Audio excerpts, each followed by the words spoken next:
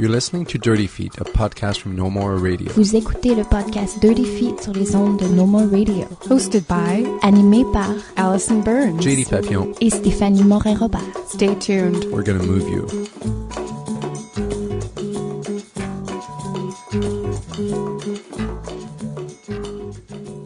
In this episode, we're going to be talking to a couple of artists from Belgium, Lisbeth Gruwez and Maarten Van Cauwenberghe, and the two of them formed a company together as a dance maker, and musician and performer, and they've done several works, just the two of them, and are now bringing a group piece to Montreal, and they continue to tour with solo work and have other projects on the go.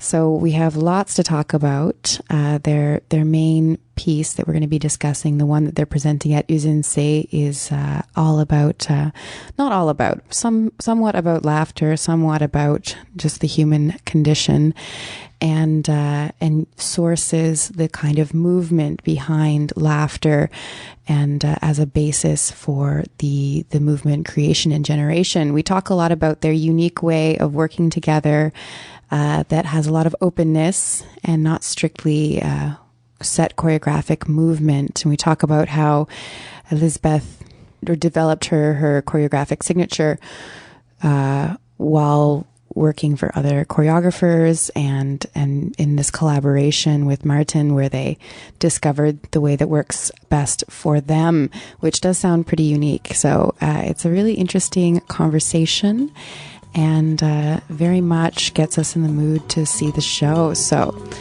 tune in.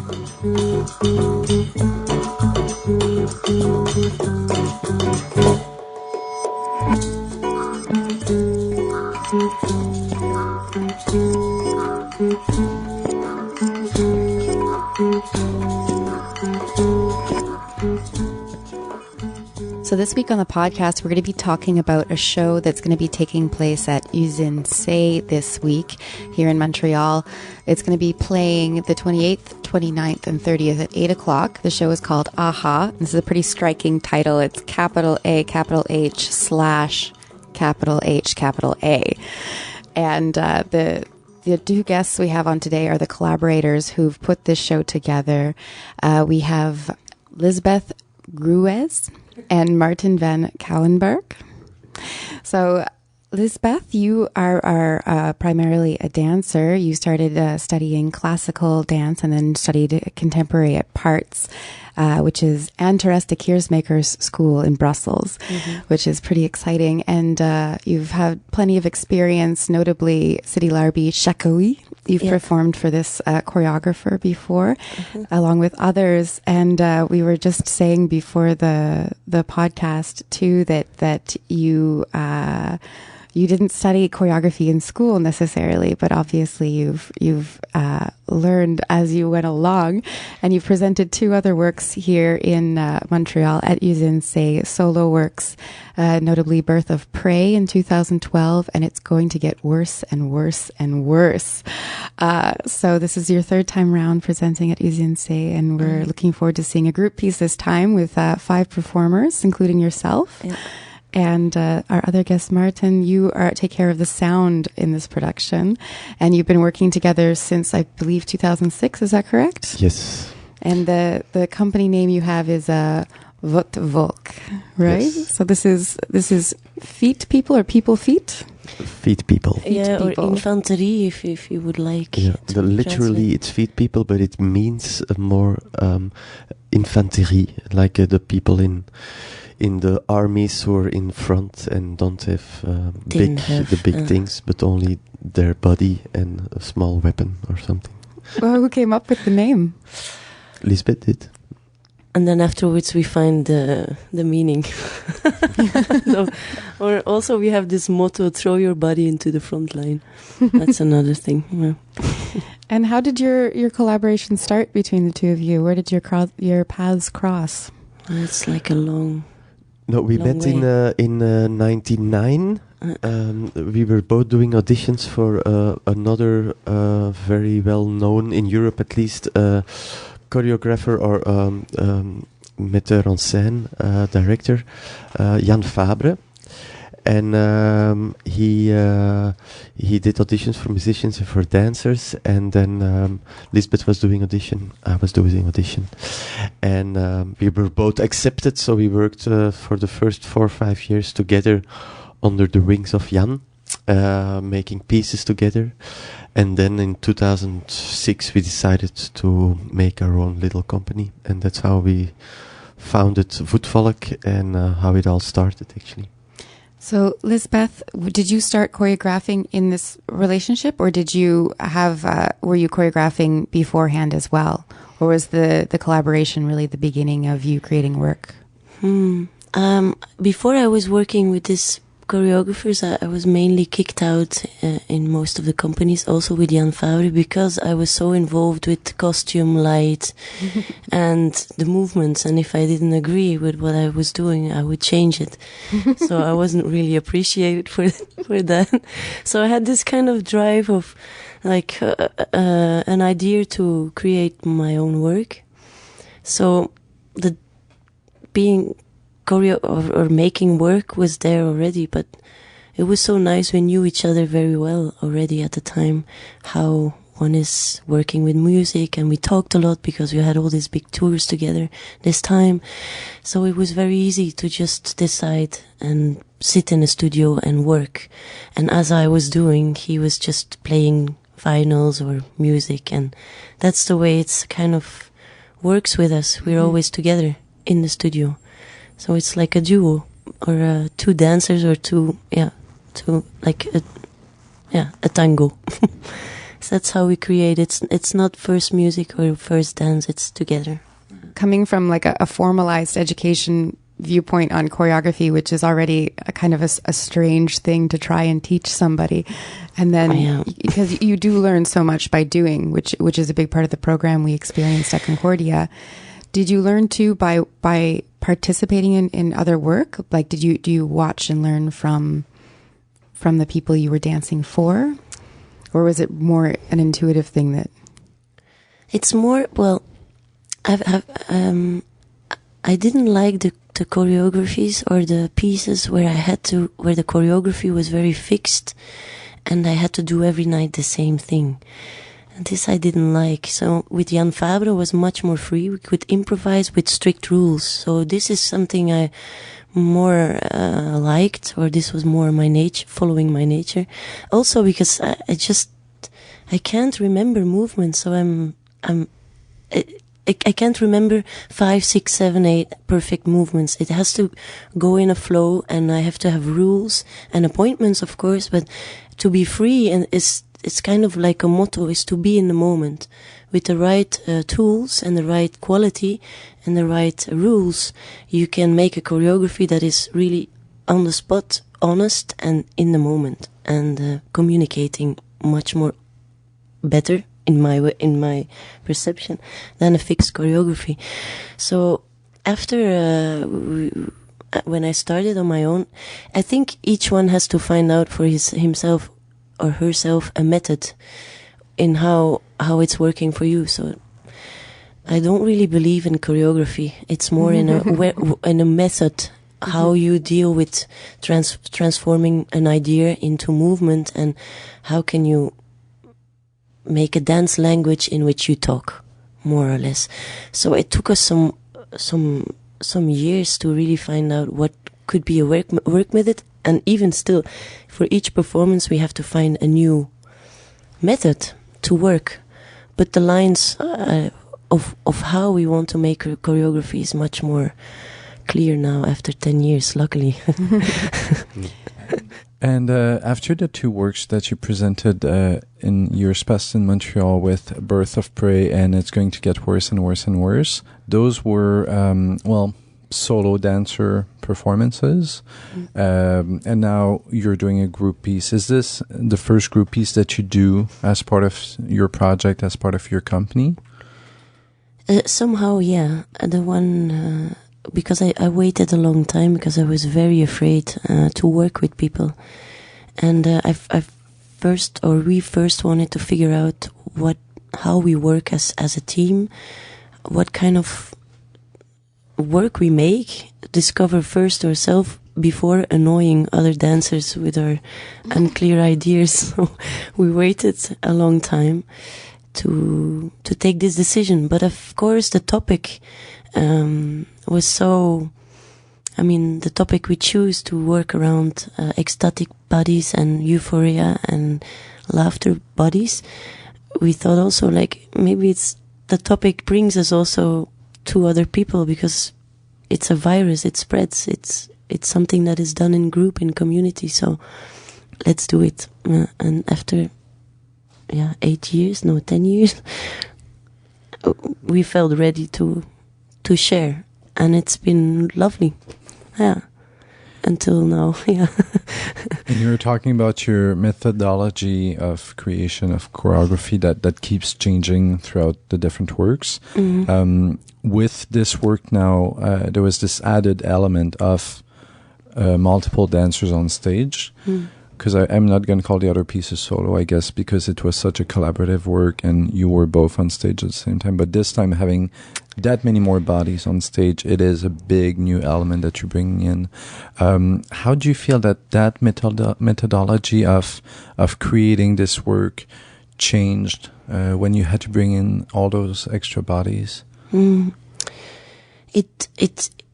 good thing about it was that the whole idea of to be in the moment, what I explained before, or to have a choreography that is kind of talking into a language that we all discovered by working on laughter movements, and each one could stay somehow within these rules in his own personal style.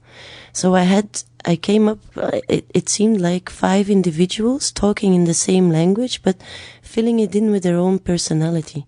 And this was quite well for the piece, because the most scary part is like if you make a choreography and you have 5 copies of the choreographer, which would be really, really bad. And within this mythology, it took some time for the dancers to let go of not having any real tools, real movements fixed. So it took them some time, but then when they found their freedom in it, they thought like, wow, we can evolve, and every performance we can come up with a better version of what happened yesterday, or we could explore more this way, all within the rules. So now I feel that they're quite happy with this method, but to sell it to them in the beginning was not so easy. But it was also part of the selection of the dancers. We made a big selection. We started to not really doing auditions, but organizing workshops more or less from 4 or 5 days. And I think we saw 60 dancers, and then 4 of them were chosen, and it was really a choice to feel also that they can deal with the way we work, and also that they would fit very well together. But in general, I think you can compare it more or less with with jazz music or something. That we're not making classical music, but it's more jazz music that people they don't get a partiture, but they have to follow some rules within the piece, but everybody has his own individuality, and that makes the strongness of the piece. Everybody is so different that you cannot also say like this one is better than the other one, because they're so different. But we did find a way, like an abstraction of laughter is a shaking modus. Like it would be the beginning of, it's radio, you don't see it. I'm like shaking on my chair, but the chest is moving up and down. So we have this kind of modus that everybody is doing. So this keeps us, it's like a movement that keeps us all together, like a homogeneous coating on the individuality within the movement. So this coating brings it all like compact in one language that is not 5 totally different languages, but this coating makes that it's a choreography. So this became the sort of neutral ground where all of the dancers could find each other. A vibe that brings us together, but still... It's a groove, actually. It's also how we start. They really start with just going up and down. And then when everybody's in it and really, really into it, after some minutes, then the small things start to happen. So it's really a build-up. And it's important that they can always, when they lose their self or they don't know what to do anymore or they're a bit confused, they can always go back to this groove. And that makes it work. It's a system also, in a way. Mm-hmm. Oh, it seems to me that there's this huge intersection when your subject is laughter between the sound and the movement of it. Is this how you feel about it as well? Do you feel that it's that the laughter is part of the soundscape of it? But do you think of it musically, and do you think of? Actually, laughter is not really part of the soundscape and also of the sound in general. So you don't hear any laughter but during the whole piece. Oh. So it's completely mute, actually, which makes it, I think, more interesting because then I think a lot of the piece is also, it's about laughter, but at the same time it's not really about laughter, it's about something else, and laughter is more an excuse to talk about something else. We talk about how to become a group and why people can feel lonely and search for connections. It's about group dynamics, and it's about emptiness and about love actually at the end also. And so people see lots of things of it, and I think if we would use too much also the sound of laughter and the movements of laughter and the text around it about laughter, then it would be like a really restricted piece, all that they say, it's about laughter, but everybody who sees this says it's about much more than this laughter. So in the sound we don't use it. I use it in a way if you hear very well, you can hear some echoes of laughters, but it's so stretched. I fucked it so much up with effects that you don't really hear that it's still laughter. Was it important that it have a place there anyway? No, it's more a wave I use. So it's very stupid, but I used I recorded this Mr. Bean laughter, like the audience, because it was good to use because there was no sound of him. But like if you would use, I don't know, Seinfeld, then you have voices and laughter. But his all his sketches are like without sound, so I could really use the laughter, and this laughter I completely manipulated, and you hear its laughter, but it can be waves of water. It's like so but maybe I think it's important that the source is laughter, but nobody knows. But in terms of movement, we use the laughter. We do it inside, in silent, and we use, of course, the different dynamic within the movements, what the laughter sound creates, because you have like this. So you could use, if you apply your movements on this score, you have a whole range of dynamics and soft and harder and bigger and outbursts. So this we use, but all inside. Yeah. In the beginning we had both, because then I had also on my computer all samples and sensors, and so with every movement there was a ha-ha, but it was so one-on-one that we just decided like it's just simply not necessary, and it makes it much more suggestive if you don't use it, because then these laughter movements can be also something else. So I think it's to open it a bit more. Laughter can be really contagious by its very nature. And do you feel that even though the sound is missing with the performers when they physically get this reaction of laughter inside, do you feel that the audience reacts to this? Do audiences laugh as a sort of contagion of this internalized laughter? No, and I don't also, I wasn't looking to spread the virus into the audience. It spreads as a virus between the dancers, and of course the audience feels something, but it shouldn't, it depends which country. Actually. Like in Germany we never expected, but we just come on stage, first movement we do, they started to laugh, and they didn't stop for 40 minutes. And we were like, huh? And it's sad because it destroyed a bit the rest of the the sensibility of other dimensions of the. It's not, but I think it was a mistake of the theater who wrote too much that it's really a piece about laughter and that it's gonna be funny, but it's not funny at all. The piece. So sometimes you can laugh a bit, but it's people are more touched. I've seen people cry because the title is also not haha but aha, and it means more like small reconnaissance. Yeah, like recognition or like the sort of flight. Yeah, lighting up. Aha-Erlebnis. Erlebnis is a German word to say it, like something that you see that it could be you or a neighbor or some things that an audience can recognize. So it's more but I'm not really searching for a big outburst of laughter. No, and sometimes it is funny. I'm not, because there is also in the beginning a typical sound, a sound that I use to lead the dancers into the groove or something, and I think it's funny sounds. And they just dance on it and they move on it, and this thing is funny, but not to be like bursting out in laughter. Yeah, it's like a spring of a mattress or something. And then just so it's funny in a way. It's funny, but not to laugh for 40 minutes.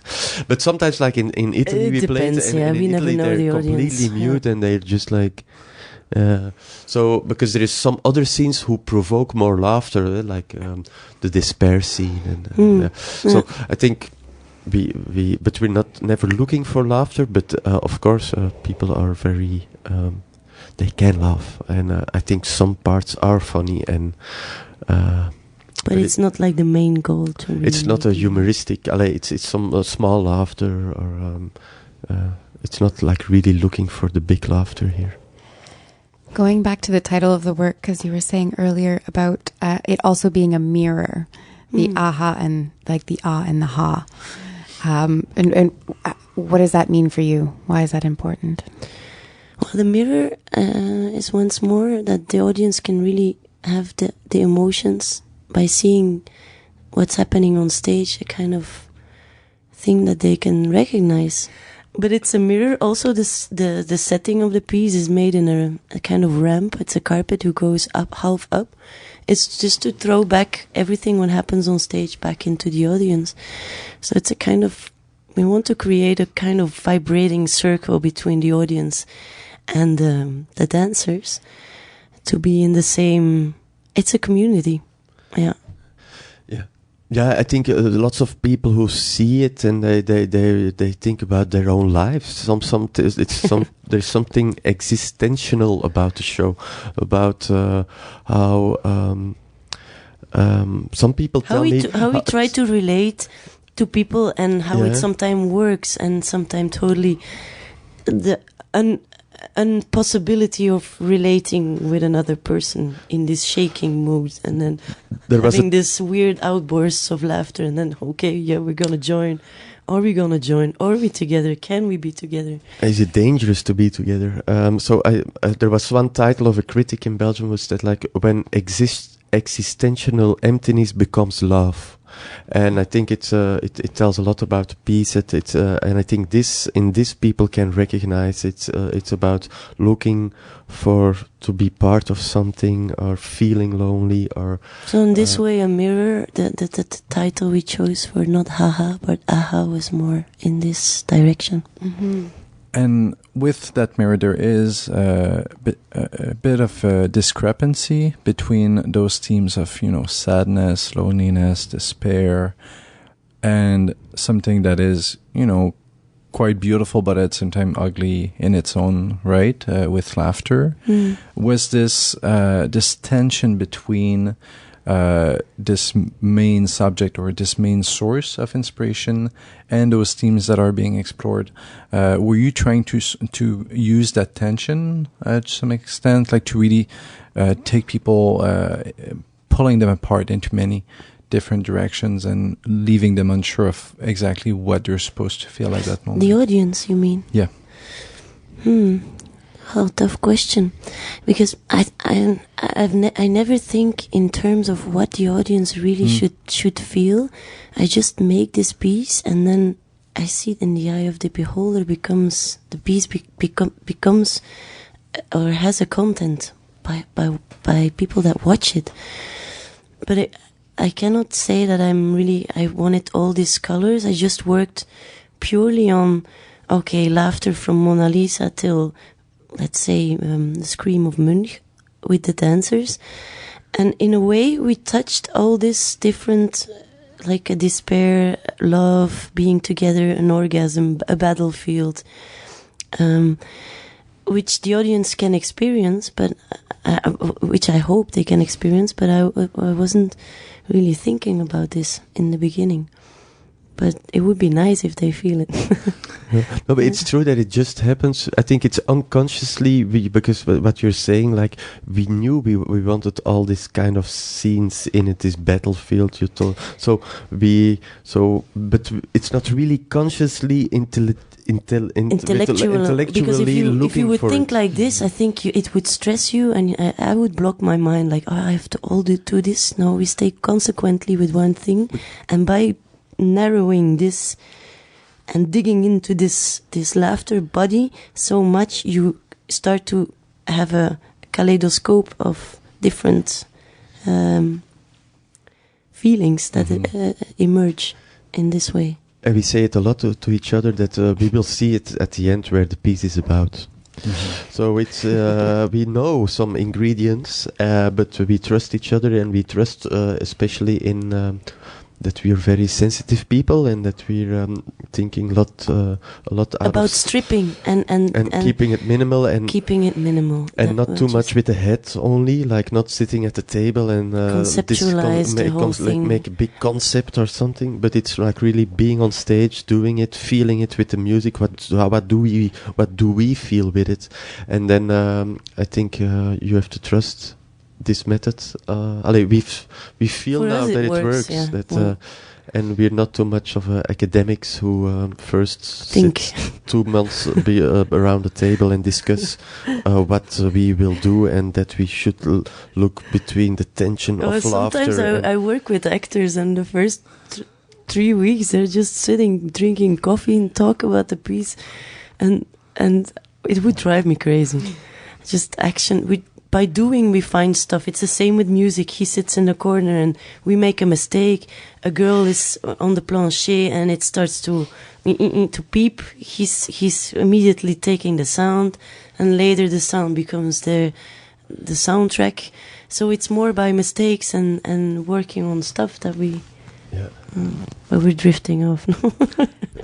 It sounds like it could be a potentially emotional process. If you're, I'm thinking about like laughter therapy and things like this, where people are sourcing, therapeutic process through using the body. Yeah, we also did the meditations of Osho, the shaking meditations, and it's on special music, and it says that it resets the cells in the body. And we trained this to just have also a clear body, that it was not trained or have the classical ballet or a theater. So everybody would come in, do this training every day. And we would start like with a page blanche, carte blanche. Yeah.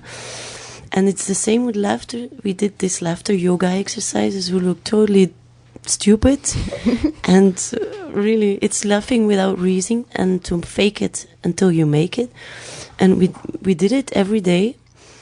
But this laughter movements, it somehow, I can recommend it to even to businessmen who have to do a creative meeting, or it's really helpful to put everybody on the same page and to clear out the ego or the thinking head, like, and how should I present myself? No, it's kind of together with the shaking meditation, puts everybody to the same level, and a kind of way of communication that is on a vibrational level, which is, he hates all this spiritual shit, but we use it on a concrete way. So we don't drift off, but of course in the beginning with his laughter exercises, Maarten was like, what the the fuck? What are we doing? Where are we? But we just went through it. Yeah, no. I mean, yeah, but I didn't say it loud. I was a bit in myself skeptical about it. But it helped to train ourselves and to do this lovely communication on a different level than just talking or intellectualizing the theories about what we're going to do. And when it comes to the physicality of the piece, building up from those foundations that you've been talking about, you say that the dancers were really encouraged to keep their colors and to really express their own physicality, their own approach to movement. Considering all of this, how exactly did you build the piece, and how did you set the rules, the really strict rules that you use as a method?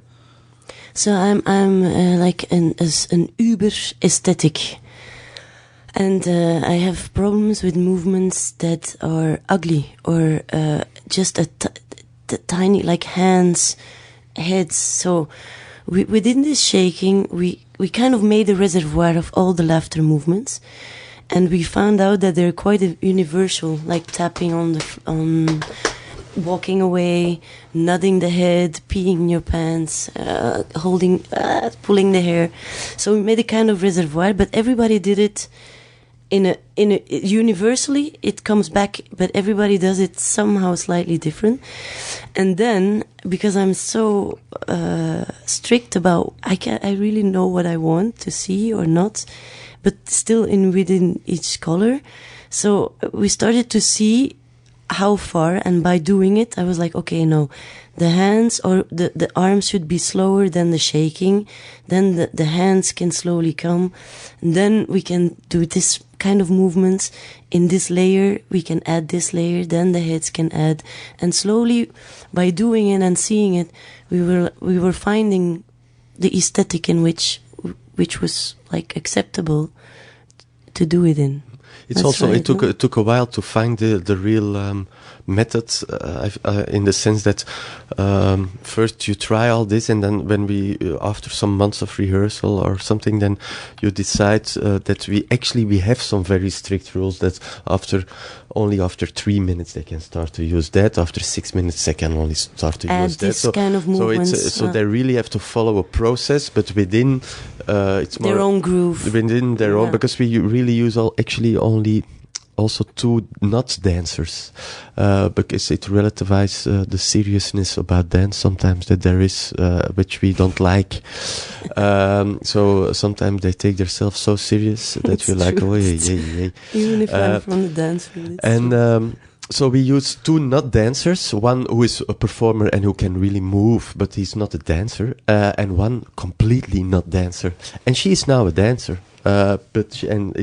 it's working. It's also, it works, and I think she can be sometimes the diamond, not always, but sometimes the diamond of the show, if she believes in it, and if you believe in what you're doing, and in your head, it's okay. And you're not lost. And the way you're thinking, it's okay, and you know why you're doing it. Then you cannot make any mistakes, actually. And I think that's very vulnerable, and at the same time can be, that's what we're looking for. A vulnerability on stage. That's why I choose also the dancers, if I believe them. You can have dancers who are incredible virtuos and do 3 pirouettes, but you don't believe them. And there can be somebody coming, just lifting an arm, and you say like, wow, do it again. Just a side note, I remember in like our auditions for Concordia University, one of the last things they had you do was just walk towards the camera and raise your arms. Oh, yeah. And it was so stressful. because it's very hard. Because it's like, how do I be authentic right now? And to fill up this emptiness and just be. It's a tough exercise. Just walk. Right. This is your 3rd year in a row presenting in Montreal.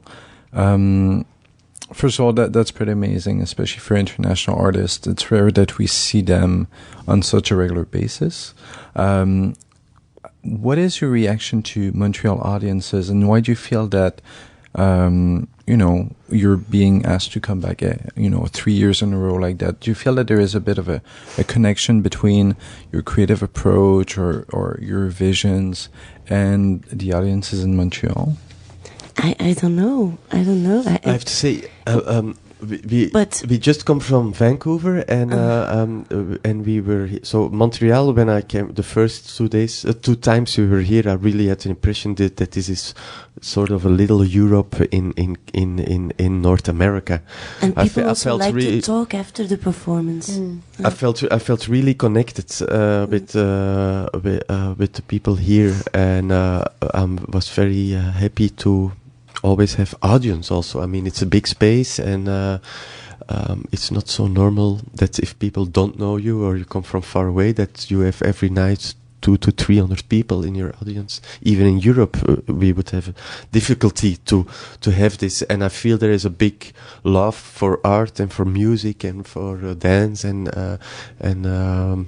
we also in Belgium, we know some people coming from here, so we had this feeling. And now we were in Vancouver. I thought this was Canadian, but then we went to Vancouver and Kelowna, and that was a completely other story. I have to say. We did the solo there. It's going to get worse and worse, and we've played it like 150 times in all over. And there, I really had to conquer. Then I really had to put all my spices out of my pockets to get any reaction. Yeah, they were not used to see really this kind of work. I was quite a shock, actually. And the third night, then we had more the very dance scene coming, maybe, and then it worked a bit more, but still, not really. It was not the warmth that we discovered here in Montreal, or the kind of openness. But it's also, we have this relation with Usine, which is fantastic. I think it's a fantastic place. It's a fantastic direction, fantastic people working there, and it's also a decision we made to keep on working with them, because once we were asked to go to the Festival Transamérique, and it's interesting also to go there. But at the same time, I think it's very nice to have a house, your house in a city. And kind of like they took the risk to bring us here, and it's wonderful that we have this. And it's also up to them. They always come to see the show in Europe, and Danielle, and yeah, she likes it, so she brings us back. So it's fantastic for us. Well, you start to know the technical crew and Grégoire that we have difficulties to understand, because he speaks the real Canadian French, but in such a way that he's joking with us. I mean, he uses the expressions and stuff. But you kind of start to build a relation with those. And I think, I don't know, I think they also build up a public for us. I mean, the people who are not disappointed in our previous shows. It's quite impressive, though, how many attention you get. We don't even get this in Belgium, but maybe it's, I don't understand, but because here we did, like this interview, we have like 3-4 more radio interviews. We have like 7 or 6 paper interviews. Which is great, in Belgium, yeah. you have to be lucky. We only have two newspapers. That's no, we have much more, but 2 interesting ones. Yeah. And then you have to, they never interview it before the show. It's always like a small critic in a corner somewhere. But then you already have to be lucky to be in the paper. So it's quite impressive. Yeah, we're getting Montreal. less and less space. The critics have less and less space in newspapers to write anything. I don't know how it's here. In Montreal too, it's pretty difficult right now to see critiques in paper publications. On concerts, films. Dance is the worst, I'd say. Yeah. Dance is probably the worst right now. Dance is the one that's suffering the most from a lack of visibility in the media. But for all of the arts, it's not profitable for a market that is slowly disappearing with the print market. So because of that, like for arts, it's quite often the first thing that's gonna be left aside. I feel, but still lots of attention, I think. It's Montreal does have a community that is very passionate. I think about getting visibility. This is passion, no? Yeah, We sit here in somebody's we're in living an room apartment. making radio. Are you making radio? I love this. This is really nice. And actually, to take it in the other direction, being in Belgium, were you established in Brussels or? We're in it's a bit. Belgium is so small, but we actually are established in Antwerp. Okay. Yes, Which is where Sidi Larbi Cherkaoui's company is established. He also. lives 2 blocks away. Yeah. Yeah, and If he's home, because he's often gone. and then, but we have our office in Mechelen, which is a very small city between Brussels and Antwerp. But then we have another partner who is Le Brigitine, which is the most beautiful theater of Belgium. And there we always have a space also to rehearse. So Or with Jan Fabre in Antwerp. in Antwerp. So it's we were like. But it's so small. I mean, each city is like half an hour. 1 hour you drive through Belgium like this. 2 hours you drive it through like rectangular. This. So it's one big city. Actually. So, but it's an interesting city, interesting Place to cities, be, and it's interesting. exciting. Lots of things happening also dance-wise. I think it's because for us, looking at it from the outside, Belgium has sort of established itself as, to some extent, a kind of mecca when it comes to contemporary dance nowadays, with so many big names such as Andreas Kersmaker, of course, and so many others. What's the scene like when you're actually living in it? Is it a scene that has a lot of opportunities within Belgium? Is it a really devoted audience? Well, I think there's a kind of openness between the artists happening, and we are also very open for other artists to come, like Max Stewart has built everything in Brussels. Benoît Lachambre comes also to work. We're very inviting for everybody to come. We're quite open. Also, the artists in between. We have a system that the bigger names have to support the smaller companies. So we're in their houses. We see rehearsals. We can enter. The school of the Keersmaker brings a lot of. You can. Yeah, I mean, there's a kind of share. We share. There's between theater, even administrative people, we share. If there's a company who needs this, okay, we can ask information, how to make it work. So there's a kind of small community, exciting. But it works well together.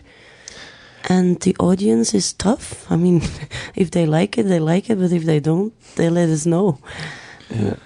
They're not, surprisingly supportive. But there is so much to do also. I mean, in Brussels or something, there is the good thing is we all play in each other's. It happens a lot that this choreographer goes to play in a theater piece of a friend, and this friend is helping with another friend to make the music. Scenography or music. It's quite exciting. At the same time, there is lots of healthy concurrence because there is money in Belgium.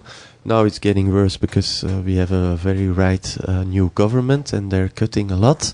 So they don't see the beauty or they don't see the economic value of. But it's because they don't really read the figures. Because if you really or the look reputation at it, we have abroad that Belgium really has a special way of creating stuff, and there's still we should tell them more, or they should be more aware about it.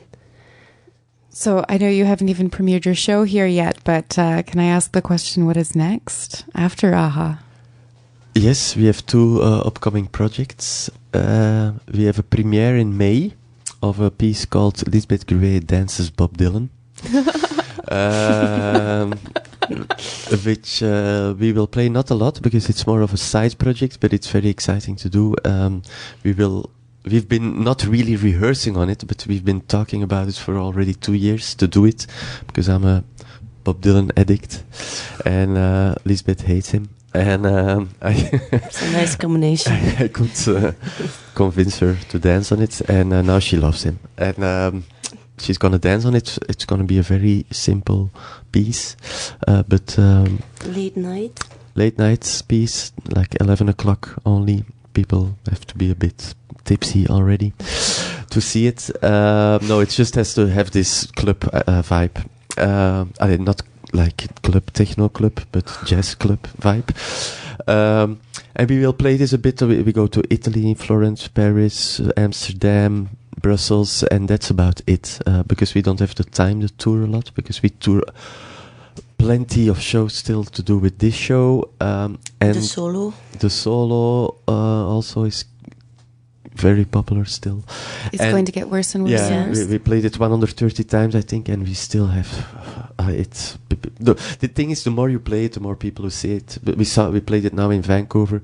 Because of this, we would go to Serbia and Croatia because there was a programmer there. And so I mean, we're not complaining. We're like super happy, but and then there is another project. In 2016, we will make a piece for the Festival of Avignon. Which is very exciting. We would like to work around a fear, like to make a piece where you constantly feel that the dancers are in agony but nothing is ever happening. Like there's never a killing but always this tension, like, and this with sound, I think, we're just like, now we're in the beginning, fantasizing on it. So. Now you're drinking coffee and talking about it. On tour. I mean, also, but if we see movies or chunks of things and we just share, we're in the reservoir phase. And now you have so many things about fear because of what's happening in the world. And I mean, it can inspire. So it's a good theme to work on. To be in constant. Yeah. It'd be nice to have the public for 1 hour, like, oh my god. At the edge of their seat, just like... Yeah, like, oh my god, it's the end of the world. Do you have a website where there's like a comprehensive list of your tour stops and dates? And the website, he made it really accessible. It's really a good website. Voetvolk.be. It's easy to use. Voetvolk.be. Voetvolk.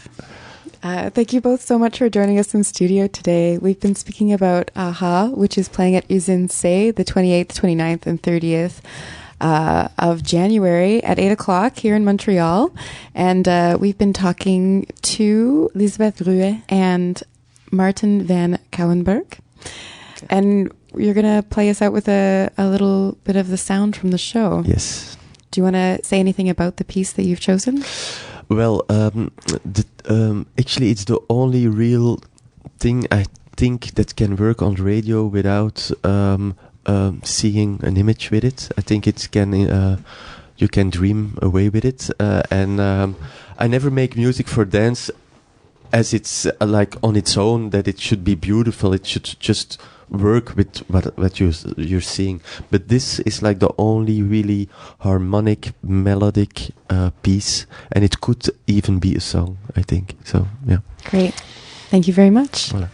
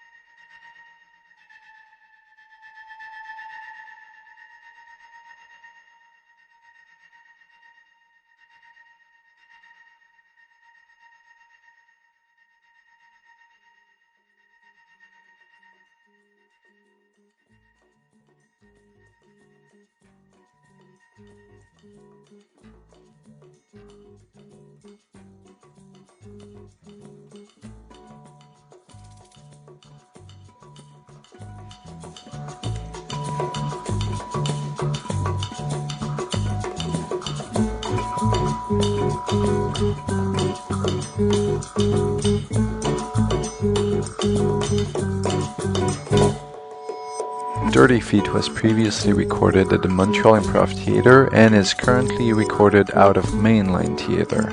Thanks, dudes. Dirty Feet est produit et animé par, produced and hosted by Alison Burns, JD Papillon, et Stéphanie Moret-Robert. You can find out more about our show at nomoreradio.com, follow us on Twitter at Dirty Feet, and find us on Facebook at Dirty Feet Podcast. Vous pouvez écouter tous nos épisodes sur notre site web ou vous pouvez vous abonner également sur iTunes à notre podcast. listen to past episodes on website or subscribe to the podcast on iTunes. While you're there, be sure to give us a rating and or leave a comment to help us spread the word. Tune in next week for a whole new show.